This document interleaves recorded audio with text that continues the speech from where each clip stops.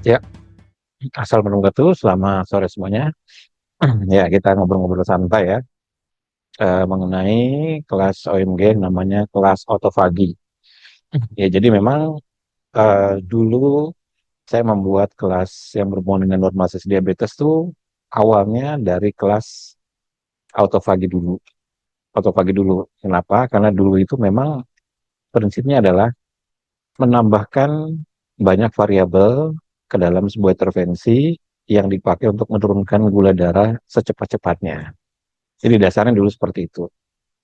Nah, baru kemudian variabel-variabel ini lalu ditentukan kadar mana persentase yang besarnya.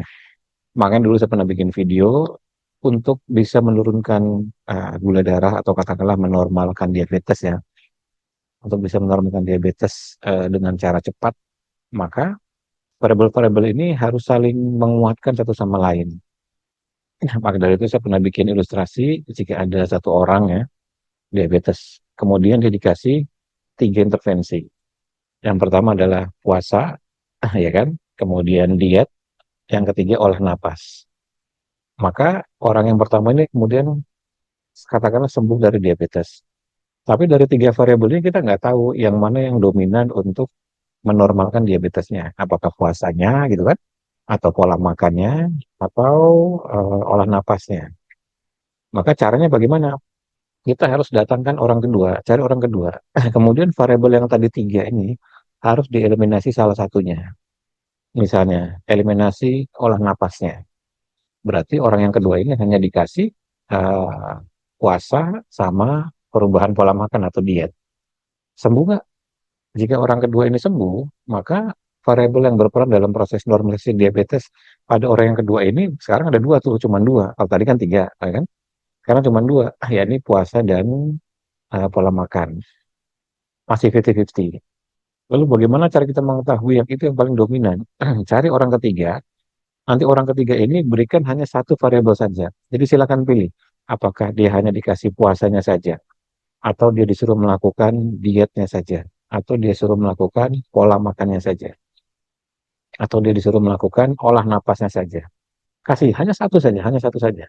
Maka ketika orang ketiga ini juga kemudian sembuh dari diabetes, maka variabel itulah yang menjadi satu-satunya apa namanya yang dominan di dalam melakukan normalisasi diabetes. Nah, cara berpikir rasionalnya begitu. Nah, maka disusunlah satu set variabel-variabel ya yang memang bertujuan untuk menurunkan gula darah secepat-cepatnya. Ya, kalau kayak apa namanya proklamasi sih secepat-cepatnya dalam tempo yang sesingkat-singkatnya. Begitu. Ya kan? Kenapa? Karena memang seringkali kita ada kebutuhan di mana seorang itu perlu untuk secepat-cepatnya karena tingkat kegawat daruratannya tinggi. Kalau tingkat kegawat daruratannya tinggi, maka secara otomatis variabel-variabel yang harus masuk ke dalam perubahan gaya hidupnya itu harus semakin banyak, ya kan? Kenapa? Ya kegawat daruratannya tinggi. Tapi kalau biasanya kegawat daruratannya tidak tinggi, maka dia bisa untuk tidak terlalu banyak variabel masuk ke dalam intervensi perubahan gaya hidupnya. Jadi misalnya kayak kalau kalau kasusnya di normalisasi diabetes tadi, kalau di kelas otofagi ini paling tidak ada 5 variabel, kemudian saya ambil hanya satu variabel saja yang dimasukkan ke dalam kelas normalisasi diabetes TPTD tanpa puasa tanpa diet. Maka variabel inilah yang menjadi satu-satunya penentu untuk menormalkan gula. Karena variabelnya satu, maka cara memanfaatkan variabelnya atau cara menggunakan variabelnya jelas harus intensif. Harus intensif karena cuma satu, nggak ada yang lain, ya kan? Kalau yang di sebelah kiri ini kan istilahnya ada puasanya, ada dietnya, ya kan? Ada olahraga fisiknya, kemudian olahraga fisik juga ada kardionya, kemudian ada latihan bebannya, kemudian ada rendam esnya, kemudian ada olah napasnya, ya kan? Jadi variabelnya jadi banyak. Karena variabelnya banyak, maka kecenderungan untuk menurunkan gula akan jauh lebih cepat, ya kan? Dibandingkan yang hanya olah napas murni. Kalau olah napas murni, maka olah napas ini harus dilakukan secara konsisten. Misalnya pagi harus dilakukan, lalu siang harus dilakukan, sore harus dilakukan, malam harus dilakukan. Kemudian apalagi olah napas yang harus dilakukan sebagai gerbang-gerbang penjagaan glukosa. gerbang-gerbang penjagaan stress management gitu kan. Olah napas ini harus masuk untuk menjadi solusi bagi hal-hal yang menaikkan gula. Itu. Jadi kalau misalnya ada sebuah hal dalam hidup ini yang terbukti dapat menaikkan gula darah, misalnya katakanlah stres. Kalau stres itu naik, berarti dia akan meningkatkan proses namanya gluconeogenesis. Ketika gluconeogenesis naik, maka secara otomatis gula darah akan naik. Makanya orang-orang kalau stresnya tinggi, karena pikiran, perasaan, misalnya physical stress, emotional stress, chemical stress, structural stress, social media stress, gitu kan, family stress, working stress, pokoknya segala macam stress yang naikin apa namanya hormon kortisol dan adrenalin itu secara alamiah dia akan naikin gula. Mau nggak mau pasti naikin gula. Nah, berarti orang ini yang tidak menggunakan 5 sampai 6 variabel, dia harus mengetahui teknik-teknik, cara-cara untuk menurunkan gula darah postprandial, menurunkan gula darah ketika stres itu terjadi, ya kan? Menurunkan gula darah ketika dia tidak bisa tidur pada malam harinya dan efeknya terjadi di pagi harinya karena kurang tidur atau sempat tidur tapi sangat minim sekali, mungkin hanya 1 jam 2 jam. Maka apa yang harus dilakukan pada pagi harinya? Lewat olah napas tentu solusinya. Maka gerbang-gerbang istilah saya di OMD itu adalah gerbang-gerbang penjagaan glukosa ini tentu harus dimiliki pengetahuannya oleh orang-orang yang memang hanya menggunakan olah napas murni sebagai solusi untuk normasis diabetes. Nggak bisa nggak, ya kan? Maka dia harus belajar. Itulah di kelas normasis diabetes ini kita merancang sebuah set latihan yang hanya olah napas murni yang dilakukan pagi hari, dilakukan siang hari, dilakukan sore hari bagaimana, yang malam hari bagaimana. Nah, ini nih kita udah bicaranya ini ada di video yang lalu. Jadi tinggal dilihat aja rekaman free webinar yang membahas mengenai normalisasi diabetes TPTD. Jelas ya? Ini untuk yang olah napas. Lalu sekarang kita bicara versi lengkapnya di sini. Ya kan? Di mana sebuah intervensi yang dilakukan untuk menormalisasi diabetes itu terdiri dari intermittent fasting, puasa, kemudian pengaturan pola makan, kemudian latihan fisik yang terdiri dari latihan aerobik dan latihan beban, rendam es, kemudian ada olah napas, dan terakhir ada red light. Jadi ada enam variabel yang dipakai untuk melakukan percepatan penurunan gula darah atau percepatan pemulihan normalisasi diabetes dalam tempo yang sesingkat-singkatnya. Jadi artinya orang-orang yang nanti pengen merasa perlu butuh untuk menurunkan gula darah dalam tempo yang singkat-singkatnya, maka 6 variabel ini harus mau dijalankan semua. Harus mau dijalankan semua. Beda kalau yang normalisasi diabetes TPTD tadi tanpa puasa tanpa diet. Nggak usah puasa, nggak usah diet, ya kan? Nggak usah olahraga fisik beban, nggak usah olahraga fisik kardio, hanya olah napas saja. Tapi olah napasnya harus dilakukan seintensif mungkin dalam sehari. Harus mengerti gerbang-gerbang penjagaan glukosa, ya kan? Baik glukosa setelah makan, kemudian glukosa pagi hari, glukosa apabila dia tidak bisa tidur secara wajar dan normal, glukosa apabila terjadi kenaikan stres, maka dia harus mengerti semua. Bagaimana solusi olah napasnya. Nah, ini jadi ini topik yang berbeda. Nah, sekarang topik yang lengkapnya ini ada 6 tadi. Saya ulang yang 6 tadi ya. Yang pertama adalah intermittent fasting atau puasa. Yang kedua adalah pengaturan pola makan. Yang ketiga adalah latihan fisik yang terdiri dari kardio dan resisten training atau beban. Yang keempat adalah rendam es. Yang kelima adalah olah napas. Dan yang keenam adalah red light. Jadi ini adalah variabel yang dipakai untuk secepat-cepatnya memiliki kemampuan untuk menormalisasi gula darah. Kebayang ya? Tetapi tentu orang-orang yang ingin mengambil kelas ini, ya dia harus berjuang, dia harus berusaha untuk konsisten, dia harus berusaha untuk mau menjalani ini semua. Artinya apa? Artinya dia harus mau untuk menjalani konsep puasa intermittent fasting. Maka nanti di kelas itu diajarkan pola puasanya bagaimana. Mulai dari berapa jam. Setelah mulai dari berapa jam, kemudian naik berapa jam, naik berapa jam. Dan ketika misalnya puasanya kita cukup panjang, prolong, let's say di posisi 20 atau 23 atau lebih dari 24 jam, maka apa yang harus diminum duluan? Apa yang harus dimakan duluan untuk mengganti semua kekurangan-kekurangan yang terjadi pada saat puasa panjang ini. Lalu saat puasa panjang ini harus minum apa? Apakah boleh air putih saja atau boleh air selain air putih? Itu dijelaskan tuh. Sehingga nanti seseorang tuh bisa bisa menjalani puasa dengan happy, dengan senang, tidak langsung terburu-buru misalnya, oh saya dengar nih dari TikTok atau dari Reels atau dari short YouTube misalnya begitu kan.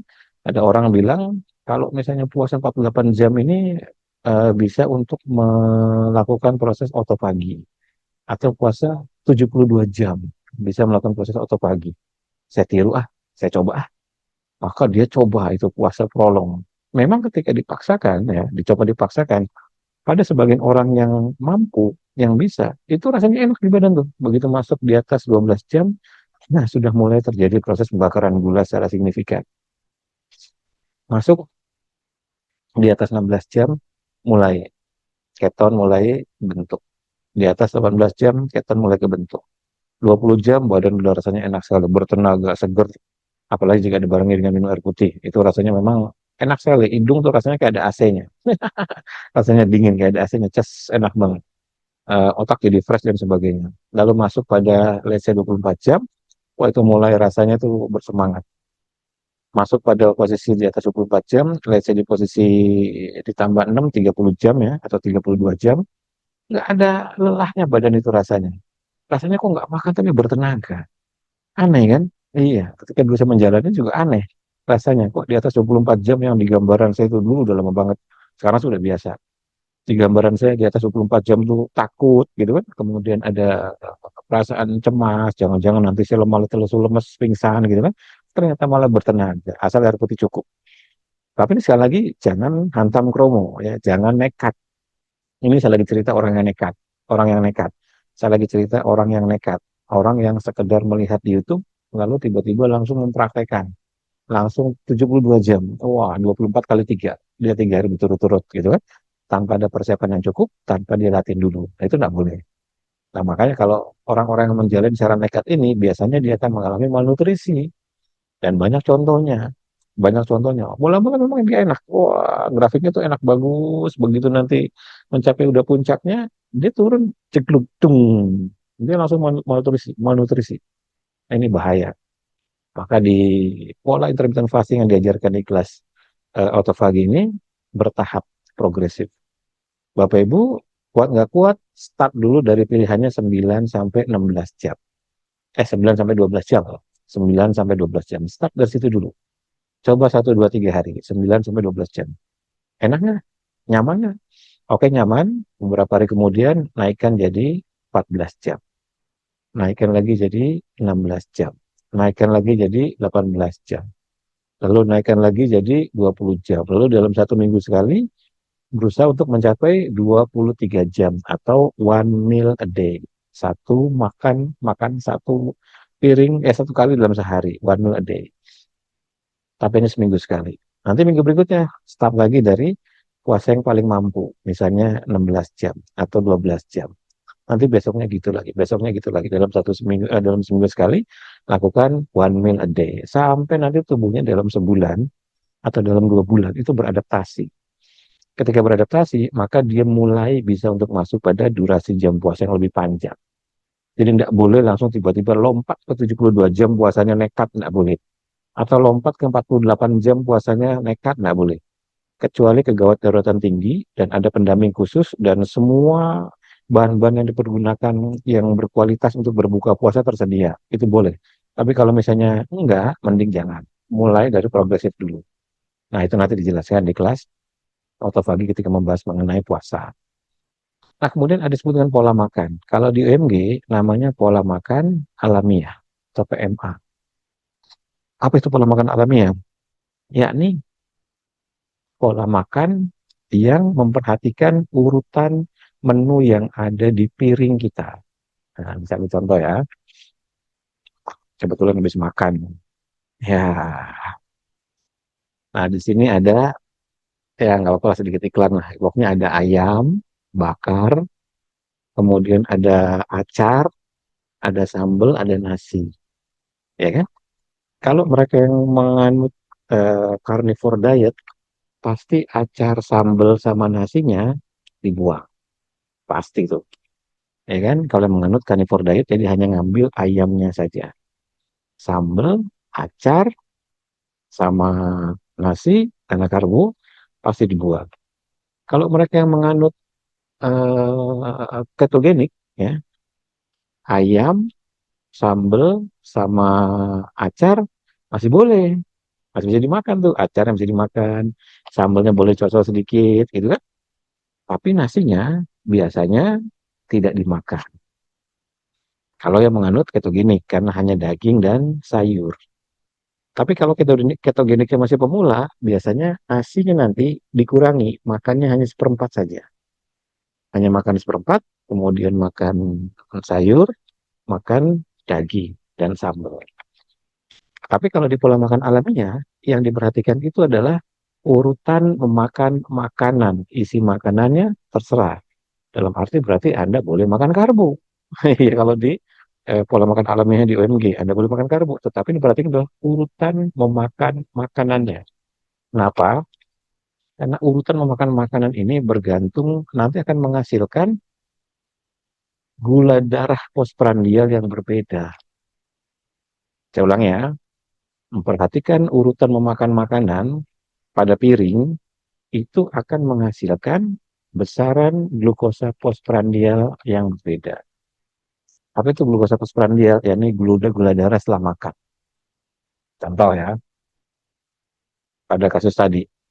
Kalau di pola makan alamiah, maka yang dimakan duluan, ingat ya, yang dimakan duluan itu pilihannya dua. Daging-dagingan dulu, baru sayur-sayuran, baru yang ketiga karbo. Jadi karbo diletakkan paling terakhir. Jadi dimakan dulu daging ayam bakarnya, kalau dulu kasus tadi ya, baru kemudian dimakan acarnya sama dicocol sambal. Baru nanti nasinya terakhir. Loh, tapi kan kalau nasinya terakhir nggak ada sayurnya, mas, nggak ada lauknya lah ya, karena kebetulan menunya begitu. Ya kan, kalau menunya begini, ya, mau nggak mau nasi terakhirnya ya paling dicolek-colek sambal dikit. Ya karena karbo harus diletakkan paling terakhir. Itu pilihan pertama. Jadi semua daging-dagingan, semua protein dimakan duluan, baru sayuran, dimakan yang kedua, baru karbo, makan yang terakhir. Atau opsi yang kedua, daging sama sayur dimakan barengan. Jadi kalau kasusnya tadi, berarti ayam bakar, acar, sama sambal boleh dimakan duluan. Nasinya nanti belakangan. Pokoknya semua karbo belakangan. Ya nasi, ya kentang, ya ubi, apalah pokoknya naruhnya belakangan. Maka biasanya saya triknya itu, nasinya nanti ditemani sama, ya mungkin ditemenin sama sayur gitu kan. Nasinya ditemenin sama kuah, biasanya begitu. Nasinya ditemenin sama sambal yang enak, karena harus dimakan yang paling belakang. Nah, ini nanti akan menentukan besaran dari glukosa setelah makan. Apabila mengikuti pola seperti ini, maka penurunan glukosa setelah makan itu atau glukosa postprandial bisa terjadi antara 15 sampai 40%. Bahkan pada beberapa orang bisa sampai hampir 50%. Luar biasa kan? Kalau penurunan 40% saja. Penurunan terbaik 40% dengan cara makan urutan makan seperti tadi. Jadi daging sama sayur makan duluan atau daging makan duluan, baru sayur, baru terakhir karbo. Itu kalau gula darah kita biasanya 200 setelah makan, kalau dengan cara seperti tadi, berkurang 40%, berarti berkurang kan 80. Berarti setelah makan jadinya 120. Kalau berkurang 30% saja, berarti kan 60. Berarti setelah makan, 200 dikurangi 60. Berarti 140 gula darah setelah makan. Oke kan? Nggak ada masalah. Nah, itu yang saya sebut sebagai gerbang penjagaan glukosa setelah makan. Nanti diajarkan tuh di kelas otofagi bagaimana pola makannya gitu kan. Bagaimana cara puasanya. Kalau puasa kita udah sepakat lah. Pasti orang puasa itu akan menurunkan gula, ya kan, secara signifikan. Nah, sekarang dari sisi pola makan. Nah, dengan cara pola makan alamiah ini, seseorang tidak akan terkena depresi makan. Karena banyak orang-orang yang carnivore diet atau mungkin dari pola makan apalah begitu kan, yang cuma makan daging-dagingan, nggak makan sayur, nggak makan karbo, nggak makan bumbu, ya kan. Begitu mereka puasa, mereka enak badannya, seger, bertenaga. Giliran mau makan, pusing, stres. Kenapa? Ingat, makan ini nanti gulanya naik. Makan ini menunya gulanya naik. Makan menu jadi nggak makan nakah nih ya. Atau makan akhirnya jadi takut, jadi males. Akhirnya beneran gulanya jadi naik. Padahal semua proses makan itu pasti naikin gula. Ya kan? Pasti naikin gula. Nggak mungkin orang makan tuh nggak naikin gula. Bahkan kalau kita makan protein saja itu kan dikonversi menjadi 56% glukosa. Kalau kita makan lemak yang paling kecil itu dikonversi menjadi 10% glukosa, ya kan? Kalau karbo dikonversi menjadi 100% glukosa. Karena karbo ini konversi glukosanya paling banyak, maka oleh penganut carnivore diet jangan dimakan sama sekali. Oleh penganut ketogenik jangan dimakan sekali atau dibatasi 20 sampai 50 gram ininya apa namanya? Glukosa karbo konsumsi hariannya. Jadi antara 20 sampai 50 gram. Selain itu nggak usah dimakan sama sekali. Itu kalau mereka yang menganut carnivore diet atau apa namanya ketogenik. Nah, kalau di sini enggak, kita tetap bisa makan, tapi perhatikan menu. Awalnya mungkin kata sebagian orang agak aneh mas ya. Ya jawabannya sederhana. Semua diet pola makan itu pasti aneh. Bener nggak? Jadi kita kalau mikirin anehnya, semua diet pola makan itu pasti aneh. Diet carnivore, nanti akan ada argumen begini. Tuhan sudah menciptakan tumbuhan di alam ini yang sangat melimpah. Kenapa nggak dimakan? Wah, kenapa Anda harus makan hanya makan daging-dagingan saja? Wah, itu dianggap tidak memanfaatkan karena Tuhan dalam bentuk tumbuh-tumbuhan. Ya kan? Nanti kalau yang di bagian vegan, vegetarian gitu kan, ya dia lain lagi argumennya. Ya, karena dia hanya makan tumbuh-tumbuhan saja kan. Argumennya pasti ada, pasti ada. Maka pasti jadi aneh loh, makan kok tumbuh-tumbuhan aja. Tuhan menciptakan hewan dengan daging yang enak, bisa dimakan, dibikin steak, dibikin semacam-macam. Itu pasti enak. Kenapa kamu nggak makan? Oh, jadi perang, jadi perang. Nah, kalau di pola makan alam ini kita nggak menganut yang seperti itu. Pokoknya perhatikan menu yang ada di piring. Ingat selalu makan dulu daging-dagingannya, baru sayuran, baru karbo paling terakhir. Atau daging sama sayuran duluan, baru karbonya paling terakhir. Jadi karbonya selalu ditaruh paling terakhir. Ini juga bagi mereka yang diabetes tipe 1 wajib melakukan pola makan seperti ini. Kenapa? Karena jurangnya itu penurunan glukosa postprandialnya sangat signifikan. Sangat signifikan. Oke, jadi tadi kita sudah bahas puasa. Kita sudah bahas pola makan seperti dengan pola makan alamiah. Kemudian kita akan bahas latihan fisik. Pada latihan fisik ini, di kelas otot pagi ini nanti akan ada upgrade. Kalau dulu latihan fisiknya itu hanya, apa namanya, hanya push up, ya. Jadi latihan fisiknya push up. Kenapa? Karena di dalam jurnalnya disebutkan standar push up. Standar push up itu adalah 40 kali. Jadi saya setiap hari itu berusaha untuk mencapai standar push up di 40 kali. Push up di lantai, bukan di tembok ya. Tapi tentu saja kalau seorang tidak bisa karena satu lain hal, maka dia boleh melakukan push up tembok dulu, baru setelah itu dia melakukan push up lantai. Jadi ada push up lantainya. Kemudian ada latihan bebannya.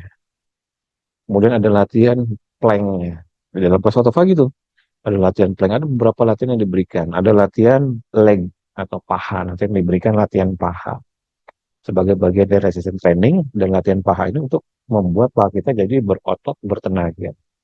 Karena paha yang berotot dan bertenaga ini akan sangat membantu di dalam memperpanjang usia hidup. Penelitian ilmiahnya memang begitu ada. Iya. Terutama bagi orang-orang sudah sepuh. Orang sudah sepuh itu otot pahanya harus kuat karena untuk menopang dia berdiri dan seimbang. Jadi kita nanti akan belajar konsep intermittent fasting atau puasa. Kita belajar mempraktekkan pola makan alamiah. Kita juga mempraktekkan latihan aerobik dan latihan beban. Lalu kemudian kita juga belajar mempraktekkan latihan rendam es. Rendam es harus bagaimana, kemudian nanti ritme yang harus dipakai pada saat rendam es seperti apa yang harus dilakukan pada pikiran, apa yang dilakukan pada perasaan. Itu nanti kan diajarkan secara intensif di kelas autofagi. Kemudian berikutnya adalah olah napas. Tentu olah napasnya akan dipilih di kelas autofagi ini yang memang sangat proven untuk membantu menjembatani proses penurunan gula secara signifikan. Seperti itu, termasuk nanti olah napas apa yang dipakai untuk misalnya menurunkan stres ketika stres itu terjadi. Nanti Bapak Ibu dalam keseharian nggak mungkin nggak dapat stres, pasti ada lah. Ketika stres terjadi, apa yang harus dilakukan? Ya kan? Ketika kemudian pikiran lagi kacau, perasaan lagi kacau, apa yang harus dilakukan? Nah, itu juga harus bisa dan mengerti bagaimana caranya. Nah, di YouTube ini banyak sekali video-video dan audio-audio yang berhubungan dengan olah napas. Kita nggak bicara YouTube secara keseluruhan sedunia. Di apa namanya punya saya ada YouTube-nya saya Mas Gunggung itu ada lebih hampir 500 ya kalau nggak salah ya. kurang lebih 500 video. Kalau saya lihat di sini nih ada 497 video, hampir 500 video untuk YouTube saya saja, belum YouTube orang lain, ya kan? Belum influencer lain, belum praktisi lain, belum guru-guru yang lain. Banyak banget, mungkin ribuan, puluhan ribu, mungkin jutaan teknik pernapasan. Nah, pertanyaannya, ya harus ikut yang mana, gitu kan? Nah, maka kalau saran saya biasanya selalu ikutilah yang Anda bisa belajar kepada gurunya, yang ada orangnya di situ, bukan cuma dapat audionya aja, tapi ada orangnya yang betulan bisa mengajari, bisa menjelaskan, bisa membimbing. Kenapa? Karena di TikTok ada pelajaran pernapasan yang gurunya nggak ada, suaranya suara robot, ya kan? Suara ya mereka bikin dari text to speech gitu. Jadi mereka ketik skripnya, kemudian diubah menjadi video di YouTube, ya kan? Yang ada gurunya, Anda nggak akan bisa nanya di situ, nggak bisa interaksi. Maka selalu pesan saya kepada siapapun, mungkin yang nonton video ini, Anda berusaha sebisa mungkin mencari teknik pernapasan yang ada gurunya. Yang Anda bisa bertanya di situ. Anda bisa ketemu dengan gurunya secara fisik. Itu. Jadi kita balik ke konteks tradisional zaman dulu. Kenapa? Ya karena zaman sekarang teknik-teknik pernapasan di YouTube itu bejibun, banyak banget. Anda mau cari yang biasa-biasa aja sampai yang aneh-aneh itu ada semua di situ. Ya kan? Dari mulai yang gurunya jelas sampai nggak jelas, yang robot juga ada di situ. Maka selalu kalau dari prinsip saya, saran saya selalu cari yang ada gurunya. Itu. Kenapa? Karena biar bisa dibimbing, diarahkan, bisa berdiskusi, bisa tanya jawab, bisa ditemui. Itu yang paling penting. Nah, maka nanti di kelas autofagi ini ada instrukturnya, ada gurunya, ada yang bisa ditanyai, ada yang bisa untuk diskusi tanya jawab. Nah, seperti itu. Mas, kalau misalnya orang itu tidak memanfaatkan diskusi tanya jawab, ya salah Bapak Ibu sendiri. Ada grup WA-nya, udah tahu ada strukturnya, nggak mau nanya. Gitu kan? Kalau nggak mau nanya, ya berarti kitanya tidak memanfaatkan fasilitas yang ada di dalam kelas itu. Ya bertanya aja. Kalau ada yang nggak paham, tanyakan. Ada yang nggak jelas, tanyakan. Sampai jelas. Seperti itu. Nah, baru nanti yang terakhir setelah olah napas, ada namanya red light. Ini opsional. Punya, ya bagus. Kalau nggak punya, ya 5 ini sudah cukup. Ya kan? Tapi kalau udah punya red light, ditambah lagi, maka penurunan glukosanya atau proses normalisasi diabetes itu menjadi sangat lengkap sekali. Jadi di kelas otophagy itu isinya paling lengkap untuk menormalkan gula darah dalam waktu yang singkat dan secepat-cepatnya. Asal 6 komponen ini dimiliki, 6 komponen ini mau dilaksanakan, 6 komponen ini mau dijalankan dengan sungguh-sungguh. Jadi kalau dikasih PR, misalnya, oke Bapak Ibu mulai ya besok puasa. Lakukan 12 sampai 18 jam. Silakan pilih mana yang lebih kuat. 12 jam rasanya masih kenyang, jangan buka puasa dulu. Naikkan dulu jadi 14 jam. 14 jam masih kenyang, jangan buka puasa dulu. Naikkan lagi menjadi 18 jam. Terus begitu. Dipraktekkan. Mas, bagaimana kalau saya underweight? Underweight itu berarti berat badannya sangat rendah. Kalau saya puasa, waduh, makin habis nih kulit saya ini, tulang saya ini makin habis nih. Ya nanti ada polanya untuk orang-orang underweight tidak boleh menjalani puasa yang panjang-panjang seperti halnya orang yang tidak underweight. Lalu kemudian apa yang harus dimakan, apa yang harus ditambah, dia apa yang harus ditambah pada porsi latihan fisiknya. Nanti itu harus di custom. Itu nggak bisa dan ini harus lewat pertanyaan, harus ditanyakan. Ya kan? Makanya sering saya cukup sedih misalnya ada orang ikut kelas lalu dia udah dikasih semua intisari materi-materi yang bagus-bagus, lalu dia tidak menjalankan dan dia tidak mau bertanya. Lalu setelah kelas itu berakhir, efeknya tidak seperti yang diharapkan, dia tidak normal gula darahnya, dia tidak normal HbA1c-nya, dia tidak membaik apa namanya norma diabetesnya. Kemudian dia cerita kemana-mana bahwa materi di kelas ini tidak berhasil menurunkan diabetes dia. Padahal ya karena kita tidak tahu orang itu menjalani atau tidak, maka dari itu ada Excel-nya. Excel ini harapannya diisi oleh peserta lalu dilaporkan secara berkala kepada instruktur untuk dievaluasi. Dari Excel inilah nanti kita bisa melihat dan menyimpulkan apakah program yang dijalankan oleh peserta itu betul-betul konsisten dilakukan atau dia sama sekali tidak mau menjalani karena alasan-alasan tertentu. Baik alasan-alasan yang dibenarkan maupun alasan-alasan yang dibuat-buat. Misalnya, males mas, nggak sempat, nggak keburu, alah gini mas udah tahu. Kalau gitu masih udah tahu. Nah, yang gitu-gitu nanti pasti akan kelihatan dari Excel yang nanti di-share ke peserta tuh. Jadi peserta nanti mendapatkan Excel yang di-share, nah harapannya Excel itu diisi. Karena nanti di Excel itu ada tanggalnya. Ada tanggal mulainya, dia harus tentukan sendiri kapan dia mau mulai. Misalnya mulai tanggal 12, misalnya gitu. Berarti tanggal 12, 13, 14, 15, nanti dia isi. Apakah dia pada hari itu menjalankan puasa? Nanti ada kolomnya sendiri. Kan diisi lagi, apakah pada hari itu dia menjalankan latihan fisik, apakah pada hari itu dia push up, apakah pada hari itu dia plank, apakah pada hari itu dia jalan kaki, apakah pada hari itu dia leg day, apakah pada hari itu dia rendam es, apakah pada hari itu dia olah napas, apakah pada hari itu dia itu ada isiannya, ada isiannya. Kalau misalnya peserta tidak mengisi, ya menurut saya pribadi ya rugi. Kenapa? Karena dulu saat saya riset mengenai kelas otofagi ini, saya eksperimen pada badan saya sendiri dan beberapa pasien, itu saya catat setiap hari. Kan sekarang kan dengan HP saja, Excel bisa masuk ke sini, ya kan? Excel masuk ke HP, tinggal dibuka file Excel, isinya diketik. Oh, hari ini saya hari ini udah plank 2 menit. Masukin, yes. Ada kolomnya tinggal jawab ya, tidak. Cuman ketik YA kalau melakukan. Ketik TIDAK jika tidak melakukan. Kan begitu, kan gampang. Kalau napas, nanti diajarkan. Melakukan atau tidak? Iya. Kalau tidak, ya tidak. Kan gampang. Tinggal diketik aja di handphone. Nanti kalau dia nggak melakukan, ya rugi sendiri. Nah, kemudian apalagi yang menarik dari kelas otofagi ini? Nah, saya share sesuatu ya.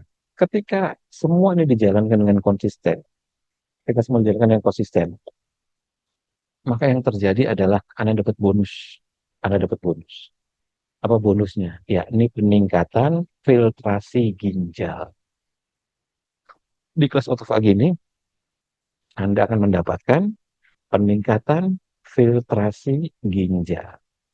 Ini saya nggak ngarang-ngarang. Pertama, itu tadi saya bilang, saya uji pada diri saya sendiri. Saya uji pada diri sendiri. Filtrasi ginjal saya naik. Kemudian apa lagi? Terjadi peningkatan pada liver. Jadi livernya ikut membaik. Jadi kalau livernya membaik, kan bagus. Ya kan? Berarti kan kalau ada masalah sama liver, ya berarti otomatis akan membaik. Nah, ini saya filtrasi ginjalnya naik. Loh, ini kan Mas Gunggung misalnya. Eh, kolesterolnya juga ikut terkoreksi dan membaik. HbA1c-nya ikut membaik. Ini saya mempraktekkan sendiri nih. Baru tahun-tahun. Baru tahun-tahun. Jadi saya nggak ngarang bebas. Di kelas otopagi itu betul-betul semua saya praktekkan. HbA1c saya normal. Kemudian mineralnya kadarnya normal. Tidak terjadi malnutrisi. Kemudian si reaktif protein atau penanda inflamasi saya juga sangat rendah. 0,0 sekian gitu kan. Kurang dari 0,1 itu ya sangat low. Saya 0,0 gitu. Artinya rendah sekali. Apa namanya? Inflamasi di badan saya. Nah, kemudian apa lagi yang paling utama? Ya ini filtrasi ginjalnya naik. Nah, kalau filtrasi ginjalnya naik, ya luar biasa. Nah, kita lihat juga peserta yang menjalani kelas otopagi ini, filtrasi ginjal awalnya, peserta ini, filtrasi ginjal awalnya dia 41. Nah, ya, ini 41, kelihatan. Filtrasi ginjal awalnya dia 41. Lalu secara konsisten, dia menjalani, lalu naik. Pemeriksaan berikutnya dia naik, jadi 44. Lalu konsisten lagi dia menjalani. Pemeriksaan berikutnya dia naik menjadi 40, berapa nih? 40, 50, menjadi 50. Naik tuh dari 41 menjadi 50. Ini susah, Bos. Kalau untuk naikkan filtrasi ginjal dengan menjalani latihan kelas ini, kelas otofag ini filtrasi EGFR ginjalnya naik. Jadi 50. Dia rajin lagi latihan lagi di kelas otofag ini, lalu naik lagi filtrasi ginjalnya menjadi 54. Ya kan? Naik. Kemudian latihan lagi rajin, naik filtrasi ginjalnya menjadi 59,9, hampir 60. Ya kan? Ya, HDL-nya terkoreksi naik menjadi normal. Kreatininnya turun. Nah, seperti itu. Nah, maka ini yang saya bilang tadi, bahwa kelas ini punya manfaat tidak hanya untuk menormalkan gula darah.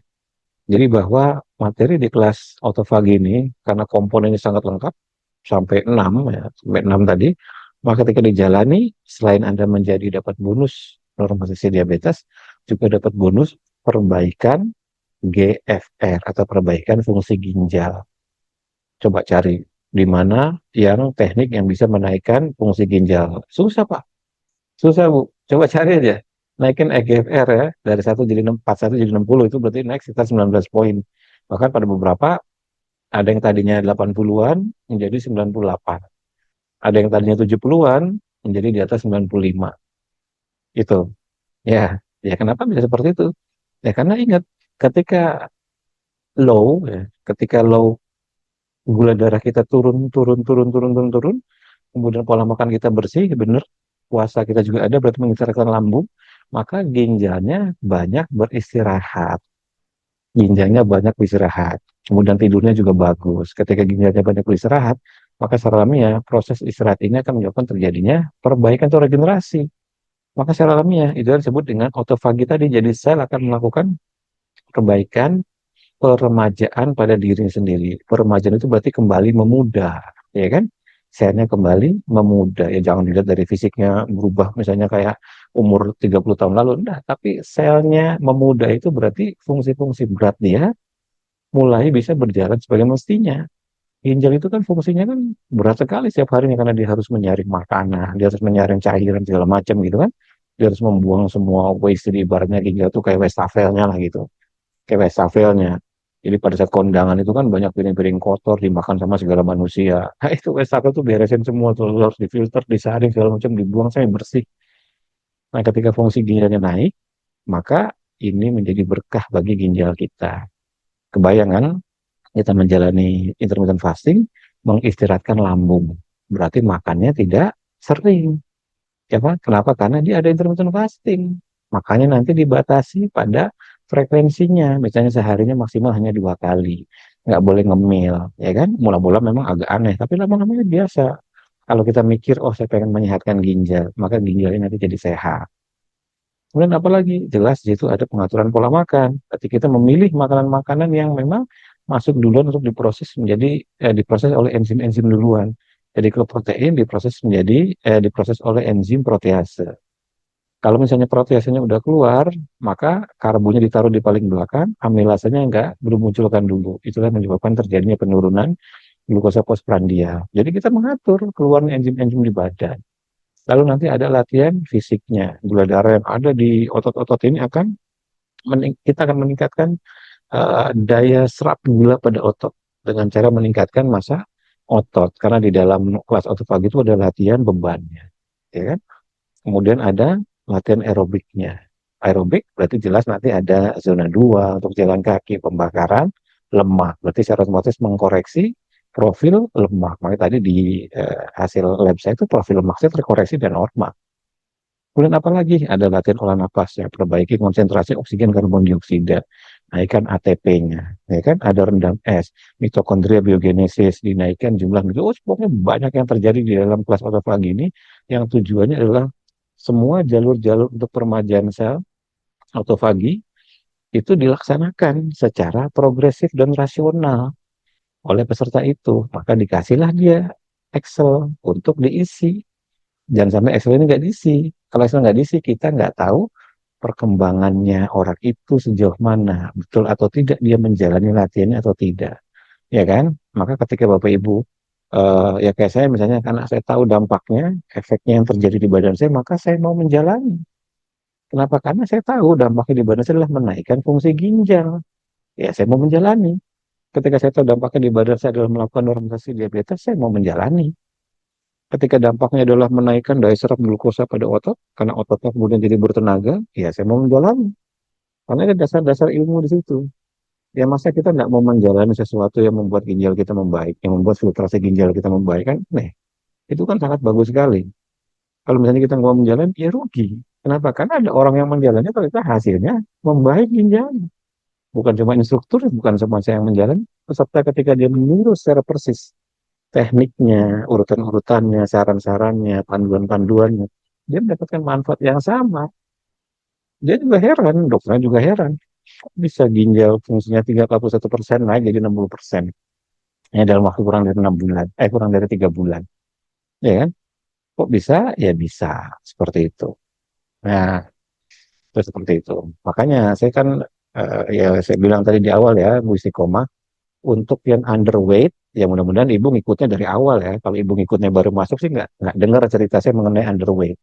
Tapi kalau Bu Istiqomah itu mendengar masuk di Zoom yang barusan ini, dari pertama itu saya ingatkan dari awal, konsep puasa ini tidak bisa diterapkan pada semua orang. Maka dari itu progresif dan Anda harus melapor, harus memberitahu kalau misalnya underweight. Kalau underweight tadi sudah saya ingatkan, underweight itu tidak boleh puasa panjang-panjang. Tuh, jadi diingat-ingat nih, musik kamu didengar ini. Android itu tidak boleh puasa panjang-panjang. Android itu ya puasanya harus pendek-pendek aja, tetap ada puasanya. Ya sama nih kayak misalnya puasa Ramadan, katakanlah ya. Karena namanya istiqomah, alwi, jadi asumsi ibu seorang muslim gitu kan. Maka pasti itu ketika menjalani puasa Ramadan kan baik-baik aja kan. Ya kan, berarti artinya Senin Kemis bisa dijalani puasa yang 14 jam. Kan begitu Senin Kemisnya. Nanti tambahkan saja hari lain untuk menjalani puasa yang versi kelas otopagi ini. Tapi khusus sebagai yang underweight, maka wajib melakukan ada latihan fisiknya. Makanya saya pernah bikin di YouTube saya, bagaimana orang-orang CA itu wajib latihan fisik. Untuk apa? Untuk menaikkan massa otot. Rata-rata orang CA pada takut makan, pada keliru milih makanan gitu kan. Milih makanan yang tidak berprotein tinggi karena takut konsumsi protein. Karena protein tinggi nggak ada yang masuk, maka tidak ada bahan yang bisa dipakai untuk membuat otot yang baru. Belum ditambah ketakutan, kecemasan, kekhawatiran, ya udah pasti itu kan menggerus otot, ya kan? Maka ditambah puasa, ya habis ototnya. Nah, maka kasus-kasus tertentu seperti orang-orang yang underweight, ini tidak boleh puasa panjang-panjang. Puasanya pendek-pendek, jadi dia harus latihan otot. Maka diberikan satu set latihan, dalam kelas otophagy ada latihan ototnya, ada latihan aerobiknya secara rasional. Seperti itu. Jelas ya? Ibu Utari, apakah susu diminum saat makan daging dan konsumsi buah saat makan sayur? Ya nanti harus didefinisikan dulu mana yang masuk protein, mana yang masuk karbo, mana yang masuk lemak, kan begitu. Jadi semua yang berhubungan dengan karbo ditaruhnya di paling belakang. Kalaupun khawatir, ya berarti diletakkan terpisah saja. Tidak masuk di dalam makan besar. Kalaupun masuk dalam makan besar, maka segala sesuatu yang ada gulanya dengan semua turunannya. Jadi gula itu kan kita sebut saja glukosa ya. Glukosa itu kan gedeannya, ada turunannya. Apa turunannya? Namanya fruktosa. Fruktosa ini keluarga buah. Jadi kalau kita makan buah, maka dikonversi menjadi fruktosa. Kalau kita makannya nasi, dikonversi menjadi glukosa. Kemudian ada apa lagi? Ada laktosa. Nanti ada galaktosa. Itu nanti ada penjelasannya tuh, ya kan? Bagian-bagian dari glukosa. Jadi kalau ini masuk pada keluarga itu, ya sudah gampangnya ini bagian dari glukosa gitu aja. Jadi taruhnya paling belakang, begitu. Jadi baik itu glukosa, kemudian sukrosa, kemudian fruktosa, galaktosa, taruhnya di bagian paling belakang. Seperti itu. Bu Yuli, salah satu manfaat otologi adalah pembicaraan lalu apa dengan kelas pembicaraan? Tadi saya jelaskan di awal, mudah-mudahan Ibu Yuli gabung di Zoom ini dari pertama. Dari pertama saya jelaskan bedanya intervensi yang banyak variabel. Lalu kemudian intervensi yang sedikit variabel. Jelas ya?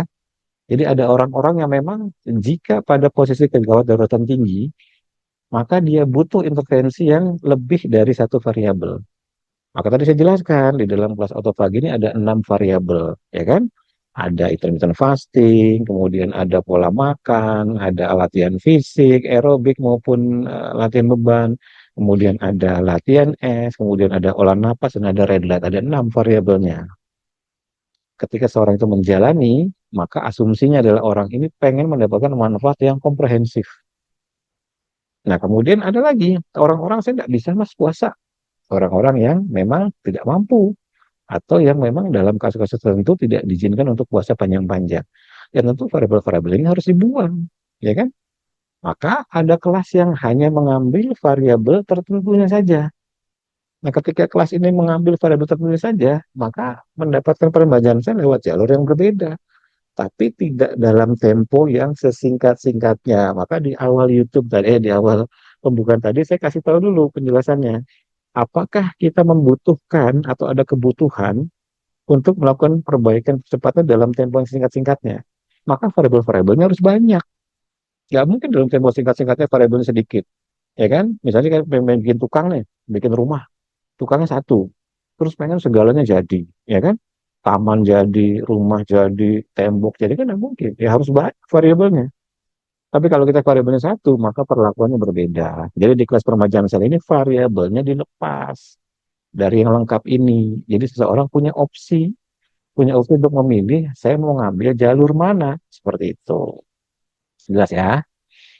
Bu Maidawati, liver saya SGPT tinggi, yang menyarankan autofagi masih prediabetes. Lah ya cocok di kelas ini, ikut aja, nanti perubahan signifikan, signifikan.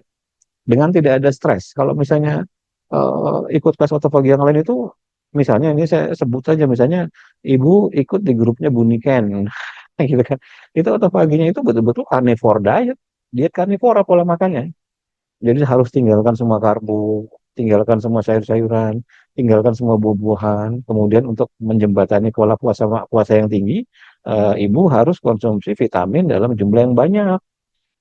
Itu. Tapi kalau cocok dengan itu ya monggo silakan. Karena masing-masing punya sudut pandang yang yang yang berbeda. Bu Dwi, saya pernah menjalani puasa selama 2,5 tahun.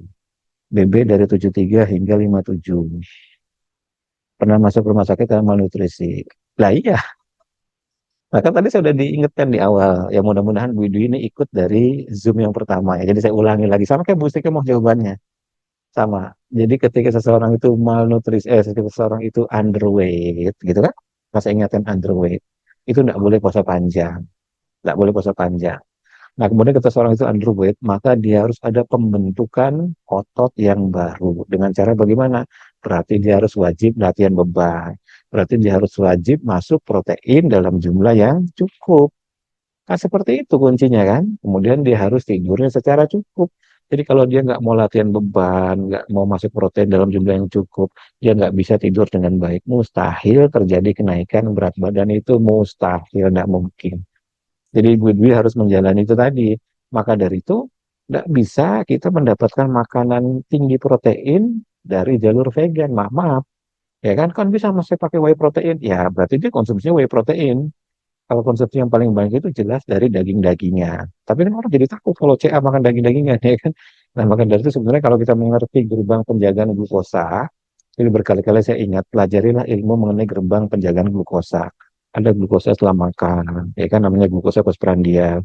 Ada glukosa yang timbul dari proses namanya gluconeogenesis atau glukosa yang muncul dari jalur-jalur makanan seperti hormonal, hormonnya naik, karena stresnya naik, kortisol naik, adrenalin naik, itu glukosa ikut naik. Ada jalur-jalur naik, itu dipelajari. Nah, seperti itu sehingga nanti kita ngerti. Saya makan, makan aja yang banyak, enggak apa-apa. Tapi kan ngerti setelah makan dikonversi jadi glukosa dan ngerti cara nurunkannya. Nah, kayak gitu. Jadi ibu nggak boleh sampai malnutrisi, nggak boleh. Kemudian apalagi setelah puasa yang masuk pertama, jika memang kita malnutrisi atau underweight, harus bahan yang berkualitas. Yang masuk pertama harus bahan yang berkualitas. Apa contohnya? Pertama, bone broth atau kaldu. Tapi jangan bikin kaldu dari sasetan atau Royco, jangan. Itu nggak ada gunanya. Jadi bikin kaldu yang benar, jadi rebusan tulang-tulang, ditambah mineral, ditambah garam, ditambah himsal, ditambah mineral seperti itu. Itu ada banyak cara bikinnya, misalnya bisa mengacu pada cara bikin bone broth ala dokter Elizabeth Subrata juga bisa. Banyak lah di YouTube lah. Tapi jangan yang sasetan, karena murah kan, cuma 5.000 perak kan beli kan. Jangan yang seperti itu. Jadi setelah puasa, yang masuk pertama bagian underweight itu harus yang bagus, barang berkualitas. Apa contohnya? Bone broth. Kemudian apa yang contohnya? Superfood, seperti spirulina. Kayak kan, seperti spirulina. Itu begitu masuk pertama, setelah bone broth, konsumsi spirulina. Atau bone brothnya nggak sempat, konsumsi dulu spirulina, katakanlah 18 butir dosis. Kalau di yang saya konsumsi setiap saya puasa panjang itu, satu butir spirulinanya itu 200 miligram. Jadi kalau 18 butir itu hanya 3,6 gram aja. Saya masuk dulu. Kenapa? Karena lagi lapar tuh selnya tuh. Ketika selnya lagi lapar, yang masuk pertama harus yang berkualitas dulu. Jangan langsung nasi uduk. Jangan langsung lontong sayur. Jangan langsung nasi Bali. Jangan, masuknya yang bagus-bagus dulu. Nanti setelah itu biarkan dia dicerna.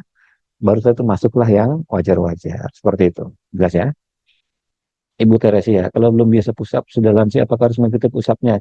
Nanti ada panduannya, yakni push up-nya di dinding, nanti ada konversinya. Satu kali push up di lantai setara dengan sekian kali push up di dinding. Nanti push up dinding kan aman, ya kan? Push up dinding aman. Nanti kalau misalnya masih belum mampu juga, nanti ada gantinya sebagai latihan hand grip.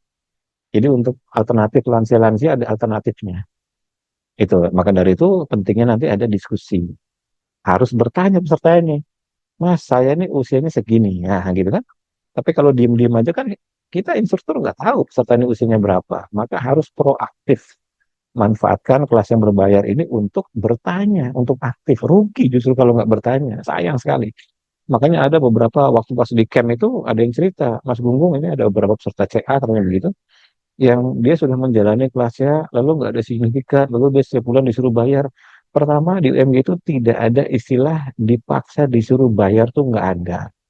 Karena kita mengumumkan kelas secara terbuka. Ibaratnya ini hanya pengumuman.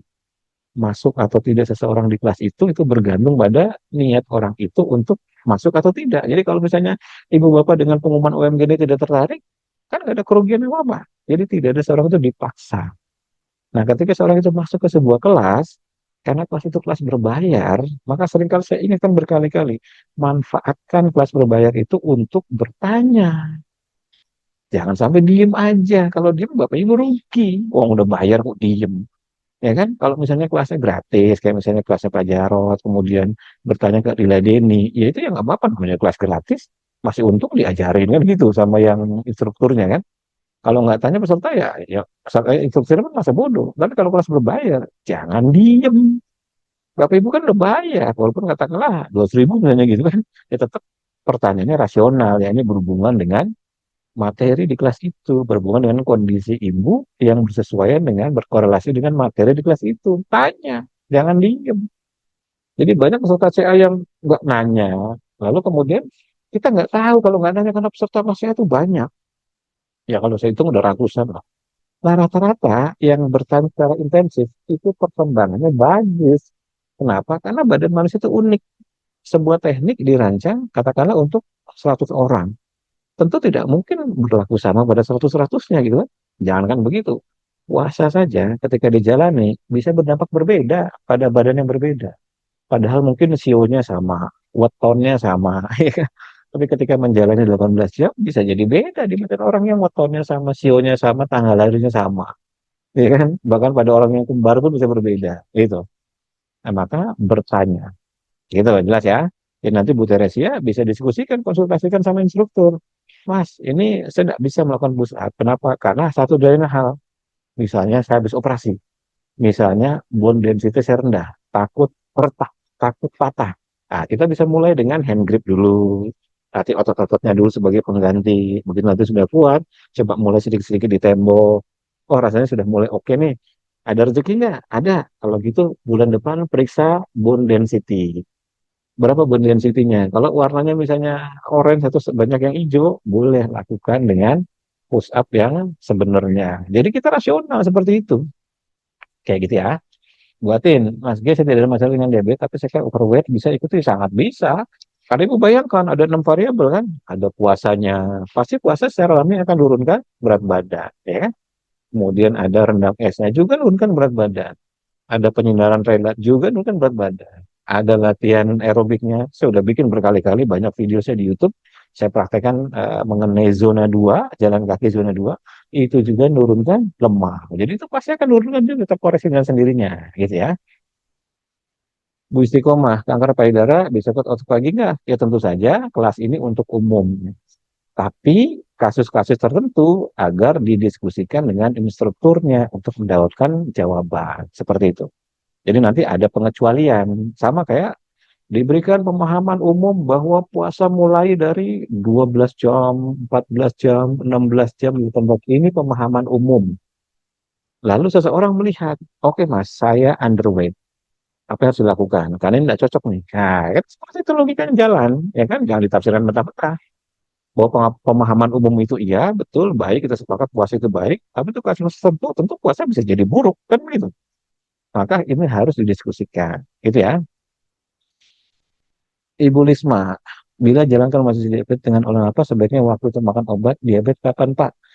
Ini kita nggak ada pengaruhnya. Yang kita hitung nanti kalau di olah napas untuk diabetes itu ketika terjadi penurunan. Jadi kan pertama seseorang itu makan obat diabetes dulu untuk turunkan gula, ya kan? Dia belum latihan. Dia makan obat diabetes dulu, kemudian belum latihan. Setelah itu dia dikasih olah napas. Maka gula darah puasa dia harus sering dikontrol. Jika gula darah terkoreksi di bawah 140, maka kontrol lagi ke dokter untuk minta penurunan obat jumlahnya, gitu kan? Kayak kalau nekat turunkan sendiri aja. Kalau tadi sehari 3 kali jadi 2 kali, lalu turunkan lagi jadi 1 kali. Ketika gula darahnya makin lama, gula darah puasanya makin lama makin di bawah 140, 120, lebih rendah lagi misalnya di bawah 100, ya udah coba mulai untuk menurunkan. Nanti akan ada terjadi kondisi spike dulu, naik dulu sedikit, baru kemudian turun. Seperti itu. Jadi nanti untuk penurunan obat diabetesnya harus dibuktikan dari glukosa puasa yang makin lama makin rendah. Maka obat diabetesnya makin bisa untuk dikurangi atau dihilangkan. Seperti itu. Bu Indah, apakah lansia usia 25 dengan DM ada flak jantung dan ada sumbatan di otak dapat mengikuti? Ada sumbatan di otak atas stroke-nya ini apakah bisa beraktivitas atau tidak gitu kan? Tentu kalau tidak bisa beraktivitas, maka variabel ini silakan dipilih atau dilaksanakan yang paling memungkinkan dijalankan. Tapi bagi orang-orang yang tidak ada kasus, misalnya dia tidak stroke, gitu kan, tidak punya resiko seperti itu, maka dia sebisa-bisanya harus menjalani ke enam variabelnya atau minimal 5 variabelnya dijalankan secara lengkap. Seperti itu. Jelas ya? Saya rasa sudah cukup jelas. Jadi sekali lagi, di kelas otopagi ini, tujuannya peremajaan sel lewat jalur-jalur yang bukan cuma satu variabel. Ingat ya, bukan cuma satu variabel. Sedangkan di kelas yang berbeda, ada jalur untuk meremajakan sel dengan menggunakan hanya satu variabel. Sama saya kasih ilustrasi. Ada jalur-jalur atau variabel-variabel untuk menormalisasi gula darah. Banyak. Kalau tadi kan kita contohnya 6. Tapi ada juga di kelas yang berbeda, hanya mengambil satu variabel saja. Ternyata bisa. Ya tidak ada masalah, seseorang boleh memilih sesuai dengan apa yang dibutuhkan oleh dirinya. Kalau dirasa misalnya cukup dengan olah napas saja kemudian ya gula darah jadi turun, HB1C terkoreksi, lalu membaik, no problem. Tapi jika dirasa ada gula darah tinggi dan perlu untuk menurunkan gula dalam waktu yang cepat dengan tempo singkat-singkatnya gitu kan, ya, maka secara alamiah variabel yang lebih banyak itu lebih baik. Tapi tetap rasional. Lihat kondisi diri masing-masing, tidak disamakan dengan kondisi orang lain. Karena kelas ini kelas berbayar, bertanyalah pada instruktur. Gunakan instruktur sebagai tempat untuk mendapatkan solusi. Jangan diem saja. Gitu. Jadi kalau di kelas CA nih, kemarin ada beberapa yang laporan gitu kan, ya karena dia diem-diem aja, nggak mau diskusi. Ya ngobrol lah. Ya kan ngobrol kan nggak bayar. Diskusi nggak bayar, tinggal chatting aja. Kan pasti saya ada di grup itu nomornya ada. Chatting kan bisa setiap hari itu ratusan. Ya kalau ada telat-telat dikit menerima jawaban ya wajar-wajar aja. Ya kan, tapi yang jelas pasti saya akan sempatkan setiap saya mau tidur tuh saya pasti ngelihat apa chattingan yang belum saya balas pada hari itu. Setelah saya bangun tidur juga saya pasti akan lihat apa chattingan yang belum saya balas pada hari itu. Gitu. Jadi kalau nanti tidak bisa dieskalasikan instrukturnya, bisa dieskalasi nanti instrukturnya akan bertanya ke saya. Atau bisa ke Intan menjadi hampir 24 jam bisa buka terus. Seperti itu. Jelas ya? Jadi manfaatkan. Nah ini, jadi jika Anda tertarik, silakan. Kelasnya itu nanti akan dimulai di tanggal 11. Ya, kelas akan dimulai, kelas otopagi ini di tanggal 11. Oke, jadi kalau Anda tertarik untuk menantang diri, ya, menjalani 6 variabel tadi secara konsisten setiap hari, maka saran saya coba kelas ini. Lalu rasakan bedanya. Ini kelas yang paling komprehensif. Karena ini kelas yang awal-awal terbentuk. Sebelum variabel-variabelnya dilepas satu persatu. Iya kan? Ini kelas yang awal-awal terbentuk. Sebelum variabelnya dilepas satu persatu. Seperti itu. Monggo silakan.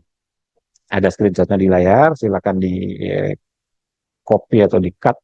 Kemudian kirimkan ke Intan. Saya mau ikut kelas ini. Nanti tanggal 11 masih lemah. Pikirkan dulu baik-baik. Karena variabelnya ada 6. Jadi Bapak Ibu nanti dikasih file Excel. File Excel ini nanti kemudian diisi, lalu didiskusikan dengan instruktur. Nanti kita evaluasi. Begitu. Jelas ya? Saya rasa cukup jelas, sudah 1 jam. Kita ketemu di pembahasan besok mengenai kanker nih. Cukup menarik nih besok nih, jangan sampai lewat nih. Ajak teman-teman yang ada kanker, kirimkan linknya aja. Ini ada pembahasan gratis nih mengenai kanker, kirim. Gitu ya. Sampai ketemu besok. Assalamualaikum warahmatullahi wabarakatuh. Selamat sore semuanya.